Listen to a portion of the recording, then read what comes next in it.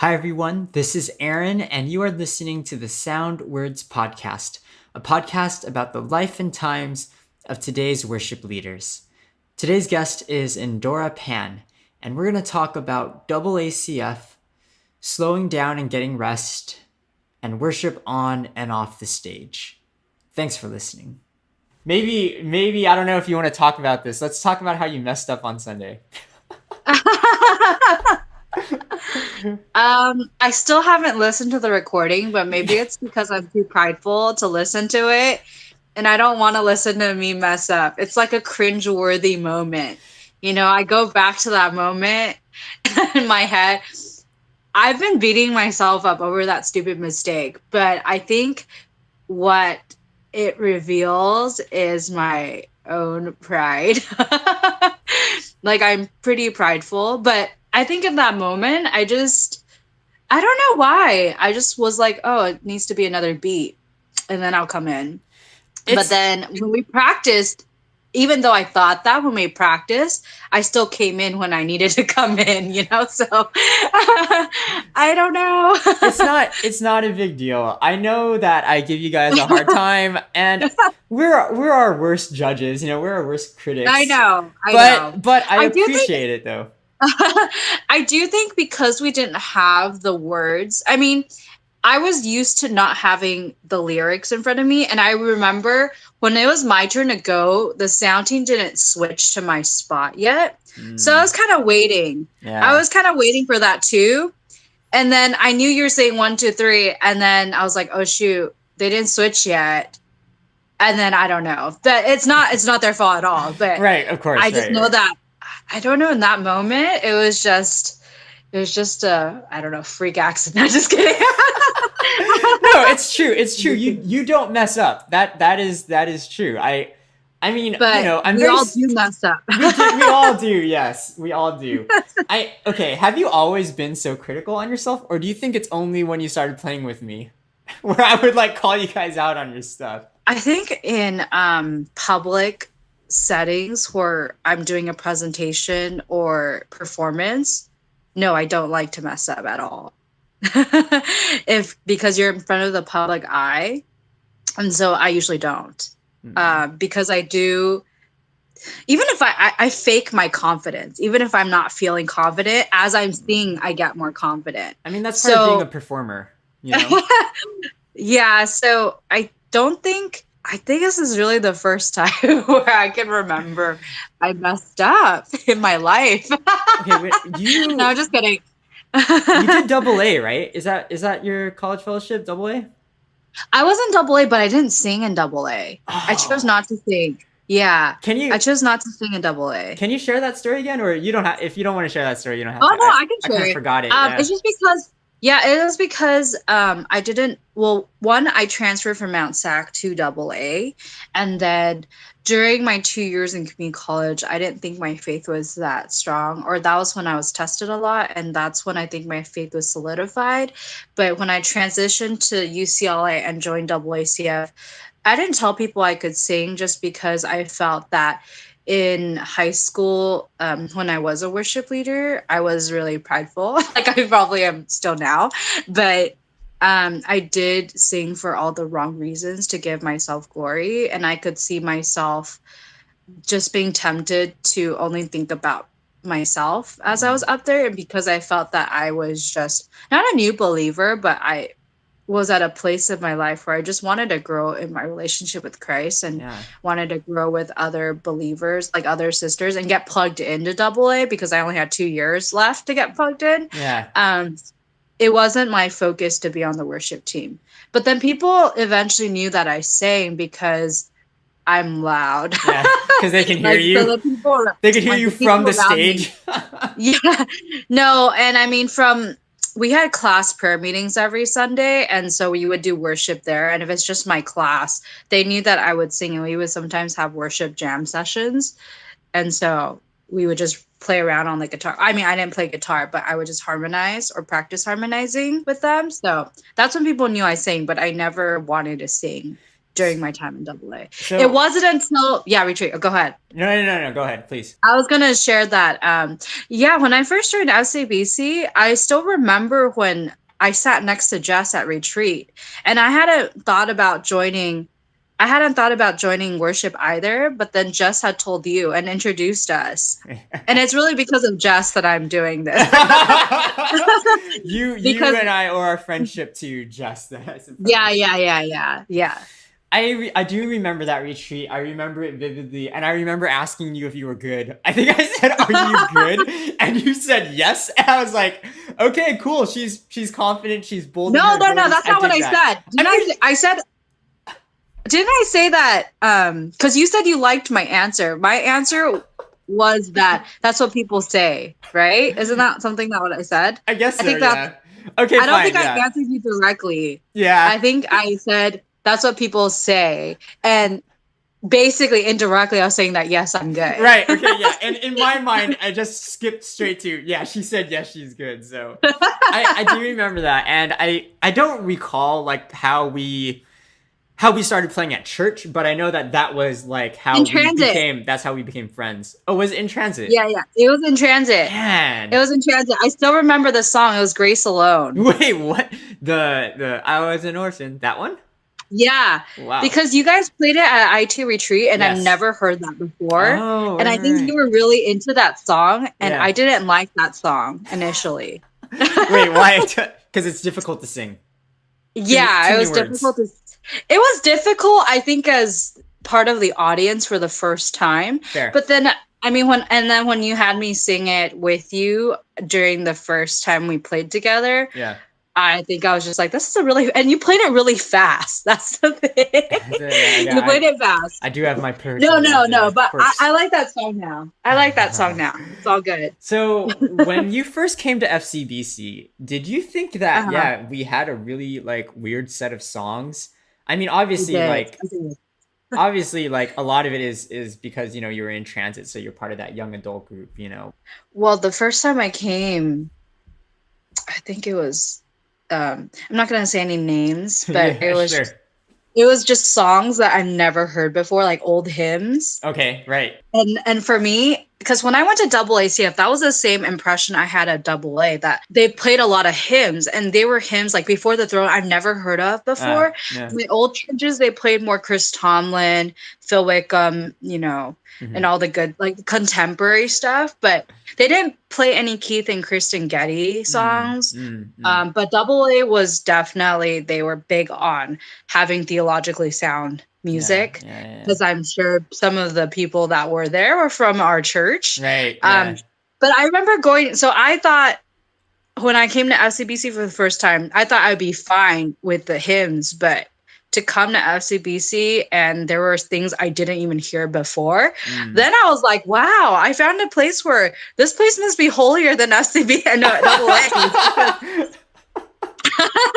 I was like, and you know what? That's because that impression that I had of FCBC was similar to AA, because that was the same impression I have of AA. It's huge, and they're playing all these songs I've never heard of, but I think I could get used to them, and they preached God's word faithfully. And those were the three qualities I saw at FCBC. The big part was just like, whoa, I don't know if this will ever be home, but I thought about AA and eventually was home for me. So I thought that was a confirmation from God that this is where I need to be. But it really was people that, like, I would, because my small group actually discussed this, like, how do we be welcoming, thinking back how we were once welcomed. And it was people like, I remember John Zito, and I was telling Leslie this the other day, Leslie too, like just people I sat next to that really welcomed me, really remembered me. I remember John Zito, just quick story. I remember I shared a prayer request with him. And then 2 weeks after, at IT, he was like, hey, so you shared about this last time. So how are you doing now? And I was just blown away that he would remember me because I was a stranger, and because he's a shepherd for so many people. How does he remember? My prayer? No, absolutely. Follow up is crucial to, building relationships and just, caring for people in general. And you're right. John Cito does do a particularly good job at that. Yeah. So anyway, going back to music, I just thought, wow, these are like old old music and they're wearing, certain shirts, okay, I can get used to it. Wait, we wore certain shirts? What shirt? Oh, okay, I got Like, you. hold on. Yeah, I got you. Yeah, I got you. Yeah. Yeah, yeah. But it was interesting. But and then just seeing the differences, I kind of liked it though, because I Mm, thought that even though it was not maybe consistent in sound and even consistent in music choice, you got to see the different generations, and you got to see different leadership styles, music styles, right. and that's something that I love about our church, is that we have so many different generations. Of course, there's the downside. Yeah, you got to work with all of them, and not everybody's open to change, and we might not be on the same page. But I think from an outsider coming in, a lot of churches don't have this. A lot of churches maybe just give it to the young people and have the young people do. But we have so much to learn from the older folks because they've been doing this for so long. And I Right. think we can learn from each other, how to serve faithfully from them. No, I agree 100% with you. Absolutely. I will tell you though, one of my, I don't know if this is a fear or if it's just a concern, but there's going to be a point where like we're not young anymore, and like we're going to be the old guys. And so do you ever, I mean, do you see yourself singing until like forever, like on stage, I guess I should say? Is that messed up for me to say? Is that like ageism or whatever? I don't think so. I think if you're capable and you're willing to, I think God can use you to be on that stage. Mm. It So just really yeah. depends. So you don't see an end in sight for you singing. No, I mean, I don't, unless, I lose my voice completely, or I just am not physically able to do it, then Yeah. yes. But if I'm physically able to and I'm still invited to sing, and I'm willing to do it, then yeah, I think I would be willing. I would want to be on there. Oh, good. And I Good. would actually prefer to sing with younger people. I would want to, kind of what I've seen Mm-hmm. with some of the music teams, like Uncle Victor, right? He Yeah. does have a range of people. Right. I Right. think that's a great way to get different generations, and kind of like that's how we learn from each other. It's to Mm. pair up and do that. I Sure. mean, your Right. team does too. You asked Uncle David to play, Yeah. Yeah. Yeah. Yeah. because Yeah. he's Yeah. good. Yeah. Age Yeah. doesn't matter. He's No, you're good. right. You're right. I mean, that is how I pick my team. I guess who's the best, and then I just use Well, thank you. Yeah, I don't know if yeah. I'll be invited back next time. Pride rising. Yeah, no, after last Sunday, yeah. No, I mean I know I say that like half jokingly, like it's not as Yeah, if any I of know. us are like super crazy or anything, but like you guys are my friends too, like I find it very special to be able to play with my friends, and I get it, like not that's not that's not church, like, oh yeah, it's all about your friends or whatever. No, but I find that as a particular blessing, I guess. One thing that I like about you is that you encouraged me to kind of widen my song choices. I still owe Man of Sorrows to you and Cornerstone. Yes. Are you now considering Living Hope? I am actually. Yeah. Yeah, I That's am. cool. I'm at So I had Angie come over and we actually recorded that song. So Oh, nice. yeah, so I think after that recording comes out, I'll feel a little bit more confident with playing that song at church. It's a good song. It's a good song. It's not bad. At first when I heard it, I just thought, oh, it's fine. It's like Yeah. okay. Yeah. But then as I heard it more, and I saw him perform it live Phil Wickham? yeah, I saw him perform it at the Harvest Crusade. Oh, okay. I Okay. went. Okay. Yeah. Yeah, and Yeah. that was good. It was perfect. So. Are you a Phil Wickham fan at all? Like, do you know any of his older stuff? I do, like Cannons Okay. and Yeah. Amazing Grace. Okay. Yeah.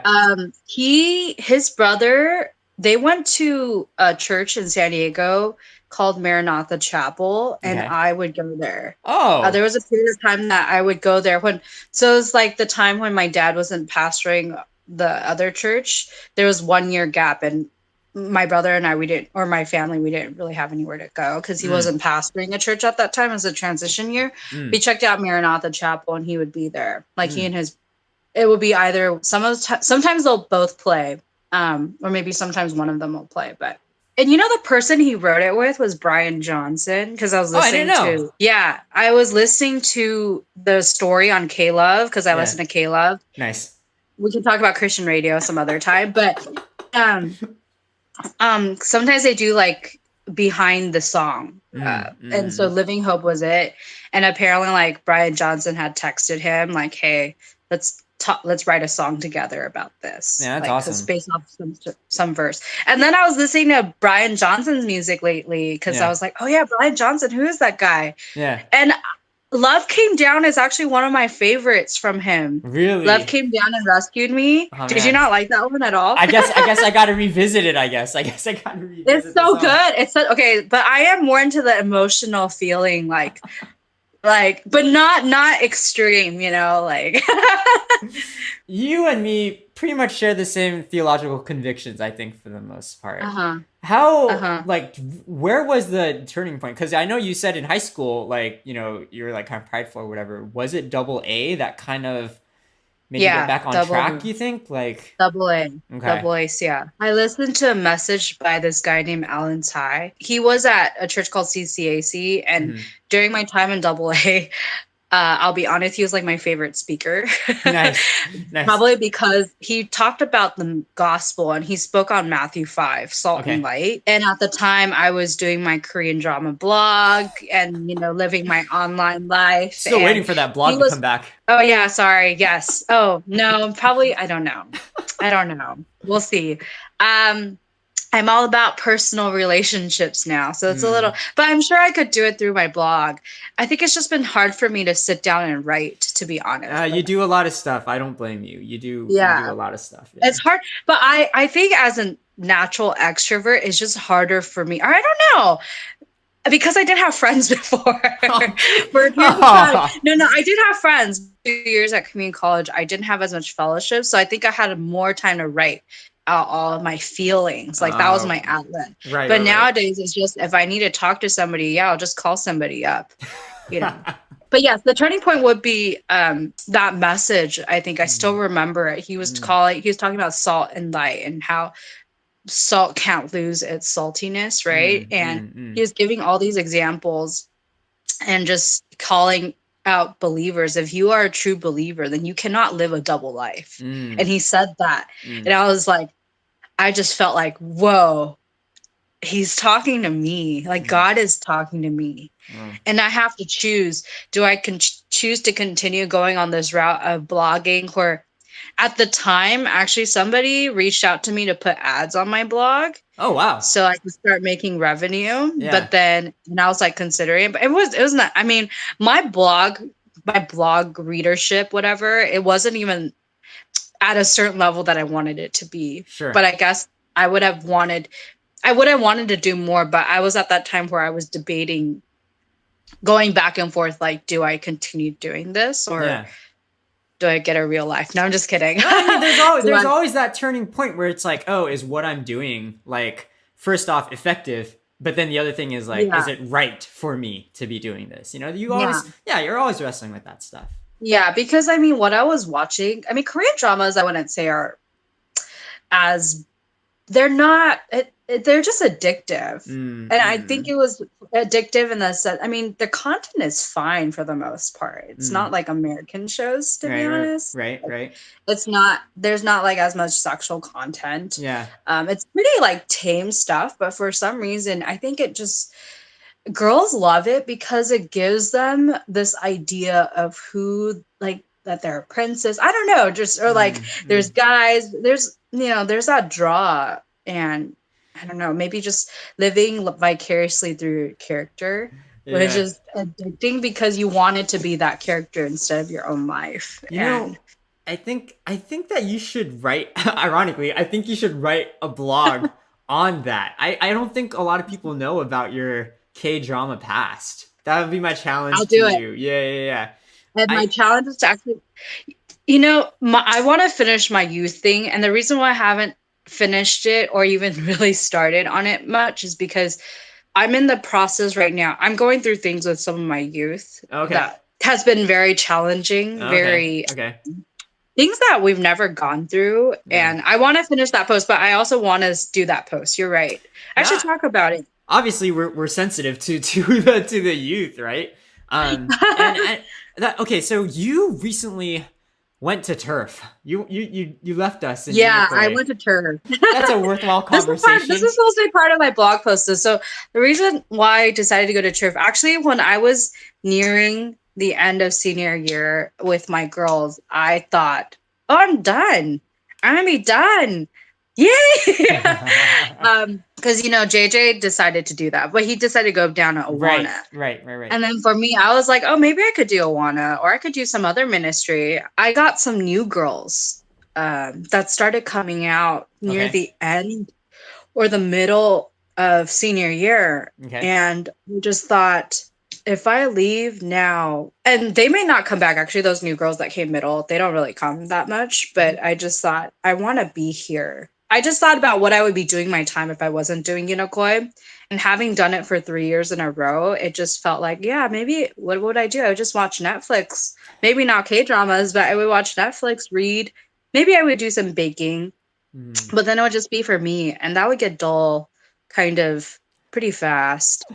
And why not, if I have time, why not make a better investment? And I did want to walk with these girls because I felt that whenever I told my girls that, oh, hey, this might be our last time we're doing this, they were just like, they wanted to cry. Like they were, and I felt that for them, especially since some of them are staying around near the area, I don't know if I don't expect that all my girls are saved right now. I don't think that they've gone through Sure. enough trials in their life. Sure. And they may think that school is everything, but Yeah. I think they need to experience more things, and that's when their faith will be tested. And I want to be there for them when their faith is tested. And so far, I have to say, like, it's been such a good decision because some of my girls have been going through things that I just found out. They're hard things that I had to seek counseling for because I just didn't know how to handle those kinds of situations. No, I mean, I appreciate that. Like, obviously, yeah, you can, you're free to serve, right? I mean, I think that's very kind of encouraging to hear that you don't want to be selfish with your time on Friday nights. But I do wonder, Yeah. like, you do a lot of stuff, Endora. You do a lot of counseling stuff. You serve on music team before you had food fair stuff, and you help me with social media stuff. So how do you balance your work ethic and your relaxed time and just rest? Like what's your current plan of attack on that? That's a great question. That's actually a question that I always revisit because people in my life tell me I need to slow down. Okay. I guess the short answer is no, I don't really balance it. I don't really have a balanced life. It's more like a roller coaster with me, and maybe Mark would be a good person to ask on this because he sees it and he probably feels it from me because I am a go kind of person. Yeah. I don't know how to do it. Maybe. So yeah, I plan my meetups right now. Let's see. My schedule has been, I try to meet up with one of my girls a week. My plan was to meet up with all of them before they started college within this past month. This month and basically last month. So meet up with all of them and then have some more hangouts with them. And then I have my own small group and we're doing 0 month for our small group this month. I guess it has been, I've had to sacrifice some things because I have a bridal shower, wedding to plan, or not my wedding. I'm sorry. Helping my friend, Yeah, not me. That's very different. I don't want to start rumors. I don't know. I still have been getting sleep, but I think one thing that God teaches me is because I am not good at balancing. Like for example, at YSMP, I lost my voice and I got sick. Right. Yes. Yeah. So God physically has to, and I'm sure with this foot thing, I mean, I wouldn't say that God caused this so I can slow down, but in a way I kind of have to slow down because I can't even walk fast anymore. Right. Yeah. You got that foot injury. And that wasn't even like that wasn't even your fault really. Somebody like hurt you. So yeah, that one was kind of, I mean, this is humbling too because it has been painful and just unexpected. Yeah, because that was what happened on Saturday was I was supposed to meet up with my girls and have breakfast with them, and that happened. And then I had to cancel breakfast, and I just had to rest. But Yeah. I was stubborn because we got these tickets to Sagerstrom. Robin and Danny gave us free tickets, Oh, fancy. and Mark wanted me to rest at home. Mm, But I was like, no, no, no, no. We got free tickets. We're going to Costa Mesa. So he drove us to Costa Mesa, and we watched the show. Okay, all right, all right. Well, I'm sure that going out with Mark, enjoying an evening, watching a show, going on a date, that to me that sounds very restful than what you're normally doing in your day to day. So I count that a victory. I do think that when you're dating someone, and I remember Miranda would tell me this too, like you kind of check off, and I don't know if Jess does this with you or you guys just are really disciplined, but I run things with Mark a lot. I tell him my schedule and he'll be like, is that really what? Are you sure you want to do that? Like he questions me. And actually, even before he says that, I kind of already know sometimes that I shouldn't be doing that. And so I will rearrange sometimes, like, especially if anything that involves him, like, for example, if we had meet up with a couple in the morning, like we decided to have breakfast, but then we were asked to babysit in the afternoon and then to go to a movie at night. I've had to learn, like, I can't do all three. I used to be able to do all three, but yeah, I would be tired. By 9 p.m., I'd be conked out, really exhausted. And then the next day you'd have to go serve for something in the morning. Yeah, yeah. So I've had to learn balance. It's like seeing how my actions or my decisions affect someone else. And something that my friend has told me too is that sometimes when you don't have plans, that's when God can use you more because some things will just come up, like you're available. And I don't want to be that kind of person that is never available. And I used to be like, oh, let me see, you want to meet up with me? Okay, let me look at my calendar for next month. We'll look at it. Yeah. And I don't want to be that kind of person. Sometimes it just happens, but I don't want to be like that all the time because if I need to minister to someone, I can't because I'm too busy. No, I agree. I agree 100%. Like when me and Jess had Society, I don't want to over spiritualize this either, but obviously we have less time when you have a business. But now without Society, we're doing way more, I would say, ministry related things. Yeah, you guys really are. I don't know how you do it. Like you think I do a lot. I feel like you do even more than me. That's debatable. I guess that's debatable. If you fill your schedule up with all this stuff, like there comes a point where like, well, maybe God wants something else for you to do, and if your schedule is already full, you just have to be really open. You have to, like what you said, kind of reevaluating like your situation, what's going on with you. Are you really putting in the time where you're most useful or where you think you should be, I think that's really good. With this context that you just gave me about how you do like to, stay busy, when you originally told AA that you're not going to sing, that must have been actually kind of hard for you then, was it? I think yes and no. Like, did you tell people? Were you like, oh, I don't want to sing because I got to focus on my, I think it wasn't hard because people didn't know at the time I could sing. And then actually we had other great people. Like, I don't know if you know Coral. Coral was so good. I mean, there was like other people. There was a lot of good people. Like they didn't need me.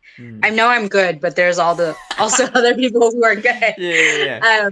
There were times where maybe I would want to sing on stage, but then I don't know. I was at a place where I'm okay. I was okay to not be there. Yeah, and I think I didn't ever serve on AACF like their core staff, surprisingly, because I just did a lot of behind the scenes things. I did a homeless ministry. Okay. That was cool, and small groups and other things like planning for banquets. Like I did more events. Coordination, meeting up with people. And I was okay to not be on stage because I think that having been on stage before, like this is going back to my relationship, like seeing somebody who doesn't seek, like Mark stacks chairs a lot and he doesn't ever get appreciation ever, and I think it would be hard for me to be on stage and to not get, I mean, I don't, not that I need appreciation from people, but to continue to do something that's like a thankless job, that's also service and that's also serving people out of love. Yeah. And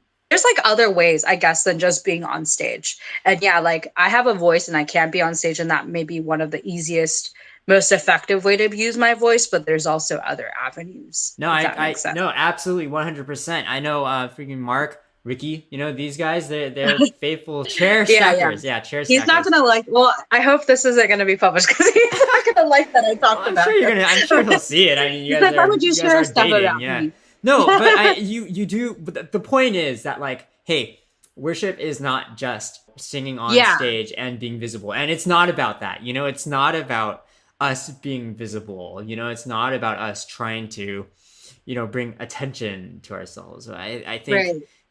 I think especially as worship leaders, we probably need to be the most like critical of our own spirits, Mhm. because it is a very public ministry. Are we willing to do the stuff if we didn't get thanked? Are we Right. willing to put in as much effort as we do to our musical excellence if nobody, saw it? If Right. we did something else, in some other service capacity where it's like, oh, they don't know how much work goes into this, and you don't Right. see any result and you don't get any praise. No, that's absolutely a critical heart attitude that I think every single worship leader should be aware of. It's extremely Right. important. Yeah, that's how pride grows, like you just start Right. thinking that like, oh yeah, this is my thing. I'm gonna get the praise for this. I'm so good at this, like yeah, no, Right. absolutely. Yeah, no. Thanks for sharing that, Endora. I know that it's always weird going back to our past, when we're like college or high school age, but there's a lot of wisdom just from growing up, and being able Absolutely. to read back into that past and to say this is what I learned, coming out of it. Now, I have a question for you, Oh, since great. you are continuing to do Unikoi, Oh, great. and Yeah. also, I'm so happy to hear that you and Jess are both doing Unikoi because I think that's just like a beautiful picture of Oh, like well. how a husband and couple, like a husband and wife, It's can serve different. together. It's different for I, everybody. I'm sure it's different, but yeah. Since you're doing, I'm assuming you're doing music ministry Mm, again in Unikoi.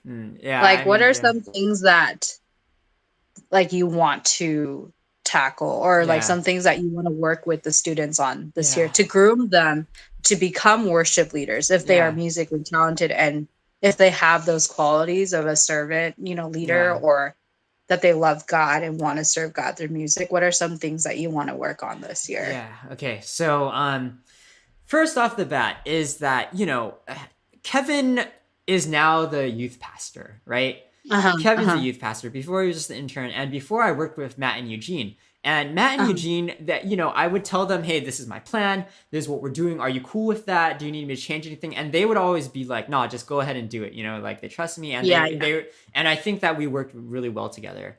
Now Uh-huh. that Kevin's on board, me and Kevin need to have that conversation where I kind of tell him like, hey, this is my vision for it. What's your vision for music ministry and high school and Gap? Like, how can I work with you? What do you think is a Gotcha. good relationship for us to have? So me and Kevin need to have that conversation first. Now, assuming we have that conversation, everything's cool. There is something else in the works too, and that is aligning youth worship on Sundays with Unikoi worship on Fridays. Because I know there's always been a big disconnect there. And so Mm. I personally want to see that take place. Where there's just alignment, there's some cohesion. And that's obviously going to be a bigger project. That's going to involve Terrence, that's going to involve all the youth worship like leaders and mentors over there. So Mm. that's the other thing that's kind of on my mind. And then I guess the third thing is that Chloe's a senior now, so I Mhm. do want to see her take more leadership roles. But I think where Chloe can grow, and I think she'd be okay with me saying this because we've talked about it before, is that I want to see her have more confidence, take the lead not only musically but also on a spiritual level, in terms of like, hey, like worship is this, we need to be mature about this, we need to approach it in this way. So that's the other thing, kind of investing in my Mm. older leaders and having that trickle down to my younger leaders, because it should Mm. be a top down approach, like that's how we learn by looking up to those who have run the race before us and kind of learning from Yeah. them too. And in the high school context, that's a very small window that you have to work with, right? Like but Yeah. the difference from a senior to a freshman, they're worlds apart, you know. And so Yeah, yeah. yeah, that's kind of what I have going on right now, you know. Mm. And I'm always open to hearing what everybody else has to say too, you know. Mm. I'm excited because Philip is going to be with me in Unicoi Oh and yeah, Gap, yeah, so for sure. that gives me another mature leader to pull from and use. Yeah, but I feel Yeah, like before I solidify any of those other plans, I need to have that you got to conversation with talk to Kevin Kevin. first. Yeah, yeah, Yeah, no, and that's great. I'm so glad to hear that you're that gonna involve him, and yeah, that's no. important. Yeah, no, absolutely. At the end of the day, like he's the pastor, he's the shepherd, and you know me, Mm. like Yeah. the real spiritual growth and maturity that does not come from serving in music ministry. That comes from preaching the word, you know, letting the word get implanted in the hearts of the students, having that renew their mind. And the music part that's secondary. You know, obviously I'm going to try to be faithful in my role here, but if I can support Kevin and the preaching of the word, I think that's crucial to figuring out our plans moving Mm. forward. But thanks for Yeah. asking, Endora. Thanks for asking. Oh no, no. I'm always open to hearing what you have to say. You know, I appreciate you and the work that you've done in the students' lives too. Like obviously I need to rely on the counselors. Like I only see a glimpse of the students that play in music ministry. The counselors I think see a bigger picture than what I can see. And so Mm. obviously I go to you guys for your advice and for your Yeah. recommendations. Yeah. No, it's a team effort. I think that's actually something I talked to Chloe about too. Okay. Yeah. And Darren Hahn at Darren. Yeah. YSMP. Because I was telling her, hey, you guys know how to play. Mm-hmm. You think you suck. Okay, yeah, we can. I mean, you can always improve, but Yeah. you guys need to learn how to lead the congregation to Yeah. sing. Yeah, how to lead the team and not be scared because they weren't like open to even saying hello, everybody. Let's like Mm, sing. mm, mm. Yeah, so I think it does take time, but it takes practice. And I told them the best place to practice is Unicoi. Honestly, the little kids, I mean, the Gap kids for sure look up to you guys. Oh And yeah, no, definitely, absolutely, it's yeah, not the adults or anything, but yeah. that's how I learned. Those are good things No, to yeah, work on. thanks. No, I mean, please keep asking me about that. Even though you're in turf, I mean, you're gonna see these students in turf too. So yeah, please Endora, ask me, and I will ask for your recommendations and your advice, of course. Thanks for Oh serving no, with no, me in music we're all ministry. partnering. Oh yeah, Yeah, for sure. yeah, Yeah. yeah. It's hard to imagine it without you now. Actually, you know, like I think that we've been serving for a good amount of time together, and yeah, it's been Yeah. fun. It's been a joy. Thanks for Yeah, doing for this sure. podcast, Endora. I don't No want to take too problem. much of your time. Besides Phil Wickham, what else have you been listening to? You know, I've whatever been else you listening do. to a podcast actually. Really? Okay. Yeah. Um, Let's hear it. it's not like a sermon. I have been listening to Radical by David Platt Oh, okay. because my favorite preacher. But Okay. one thing I've been listening to at work is called Myths and Legends. So it's a secular podcast, but it's really interesting. Okay, I like it because the guy, his name I think is Jason or whatever. He narrates the story of myths and legends from things that we maybe popularized, like the Little Mermaid, and he Yeah. tells the original story. Okay. Okay. And he's done like Greek mythology, but he's done like Japanese mythology. Like he just talks about all these legends and myths that Yeah. you may or may not have heard of. And it's Yeah. really interesting to me because I think um because one, I learned about other cultures. And also, like, I heard the story of Mulan, like the actual story, not the Oh. Disney version. And I Yeah. thought that Yeah. was interesting. Yeah. Yeah. And then he does every single kind of all over the map. Um, and he's good. It's not only informative, but he does, of course, his own commentary, his social commentary. And given that we're in, modern times, and Yeah. some of these stories are not favorable towards women or towards certain social statuses. I just thought it was interesting, like how these stories may have originated or the impact that they may have had on society. I just found it randomly when I was looking for podcasts that I could listen to at work Man, that's awesome. um, while I was doing some random things. Yeah, you're right. Yeah, of Yeah, course. yeah, Yeah. yeah. Yeah. Yeah, And no, I think it's been fun. It's been fun to learn about these different cultures and just to learn about like their way of thinking. Like, how did they even think about these stories? And he'll give insight, like historical background sometimes, as he tells it. Man, So it's just super interesting to me. no, Just that sounds really cool. yeah, I you will can check it check that out. You out. can Yeah, I will check it check it out. out. Was Check it it out. Myths and Yeah. Let me know Legends? what you think. Yeah, I totally will. Man, thanks so much, Endora. Thanks for doing this, and we should Oh, do no it again. problem. Yeah, we should do it again. All right, sounds good. All right. Thanks, Endora, for being my guest on the show, and thank you everyone for listening. Please send me your feedback or questions for follow up. You can even send me any questions specifically for Endora to follow up on, and I'll be sure to get to them in the next few episodes. In the show notes, you'll find links to our podcast archive. And don't forget to subscribe to us on YouTube, Spotify, or your favorite podcast player. My website is musicgoon.com. The email address for this podcast is soundwords@musicgoon.com. And you can always tweet me at Musicgoon. Thanks. See you soon.